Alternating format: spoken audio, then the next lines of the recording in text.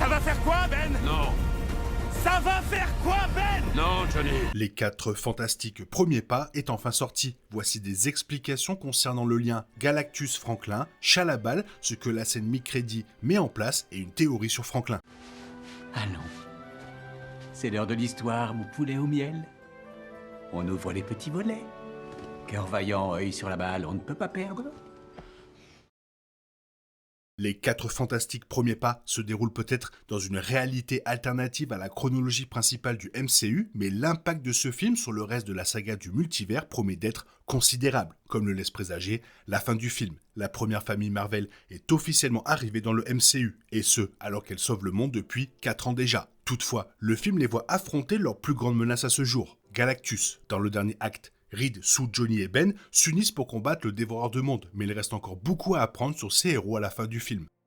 Galactus semble initialement avoir les yeux rivés sur la Terre, par coïncidence, grâce à son héros, Chalabal, qui a marqué le monde de sa mort. Cependant, lorsque les 4 fantastiques partent à sa rencontre sur son vaisseau, ils découvrent l'étonnant pouvoir du bébé que Sue Storm attend, et tentent de négocier la survie de la Terre contre le garçon. De toute évidence, cette décision ne plaît pas à la famille très unie, qui décide de fuir pour sauver le garçon. Mais Galactus semble déterminé à prendre l'enfant à la place du monde dont il était censé se nourrir dès sa rencontre avec l'équipe. Dans le MCU, l'histoire des origines de Galactus semble légèrement modifiée. Il est toujours un être existant depuis la nuit des temps sur la Terre 828. Autrefois, c'était un homme de taille humaine. Toutefois, il a été frappé d'une faim insatiable qui le contraint à se nourrir de planètes entières. Il s'agit d'un léger écart par rapport aux bandes dessinées, où cette faim est désormais une malédiction qui peut d'une manière ou d'une autre être transmise. Et on ne sait pas ce qui arrivera à Galactus s'il réussissait à transmettre la faim et s'il pourrait continuer à survivre même sans consommer des mondes entiers. Toutefois, il est parfaitement clair que Franklin Richards, le bébé de Sue et Reed, est un être doté du pouvoir cosmique, ce qui signifie qu'il pourrait s'emparer de la faim insatiable de Galactus. Par conséquent,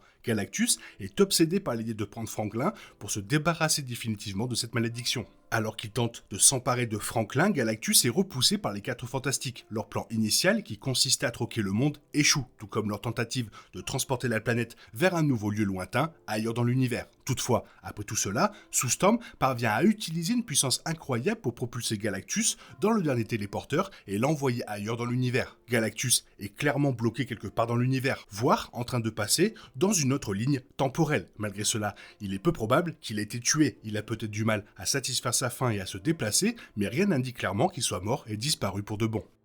Chalabal est le héros de Galactus, chargé de trouver des mondes à dévorer pour son maître. Mais lorsque Johnny Storm apprend à déchiffrer son langage, il découvre son passé et comment elle a conclu un pacte avec Galactus pour épargner sa planète et devenir son héros. Cependant, le temps passé à son service lui a pesé lourd et elle éprouve des remords pour l'avoir aidé à ôter d'innombrables vies. Alors, lorsque Sue Storm met en place un plan pour vaincre Galactus, Chalabal décide de trahir son maître et de sauver la Terre. Il est possible qu'une fois arrivés dans une partie de l'univers, ils aient pu s'envoler et s'échapper. Mais Galactus aurait pu facilement retrouver son calme et torturer son héros. Comme on le voit plus tôt dans le film, lorsqu'elle interroge si tel est le cas, Galactus pourrait utiliser son héros pour sécuriser un moyen de transport et finalement échapper à son exil.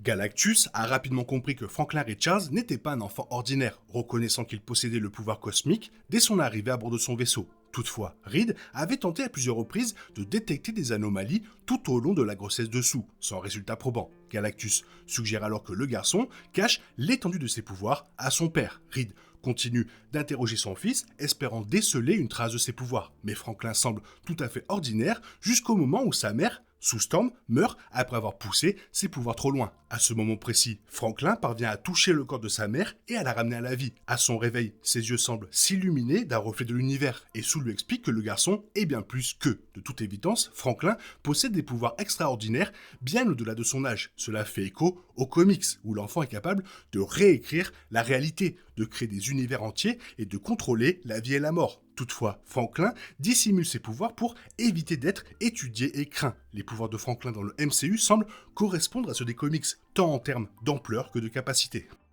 À la fin du film, un saut temporel de 4 ans nous attend, Franklin étant désormais un bambin. Comme le film se déroule dans une réalité alternative, il n'est pas forcément nécessaire de se rendre à une année précise pour correspondre à la Terre 616 et aux événements d'Avengers Doomsday. Toutefois, la scène du milieu du générique où le Dr Doom montre son visage à Franklin, son masque à la main, suggère que cela pourrait mener à Doomsday. Un autre saut temporel pourrait avoir lieu avant que l'équipe et Franklin ne rejoignent la chronologie principale du MCU, ce qui pourrait signifier que Franklin sera encore plus âgé. Mais dès l'âge de 4 ans, le Dr Doom se fait remarquer et semble s'intéresser au garçon. Sue a semblé surprise de voir Doom chez elle et il n'est pas entré par une porte, ce qui suggère que ce personnage constituerait effectivement une menace. Mais cette scène pourrait mener directement aux événements d'Avengers Doomsday, où Victor Von Doom convainc les 4 Fantastiques qu'il a besoin de leur aide pour accomplir quelque chose. Quoi qu'il en soit, les 4 Fantastiques premier pas met en place les événements d'Avengers Doomsday et au-delà, avec la première famille de Marvel fermement ancrée dans le multivers.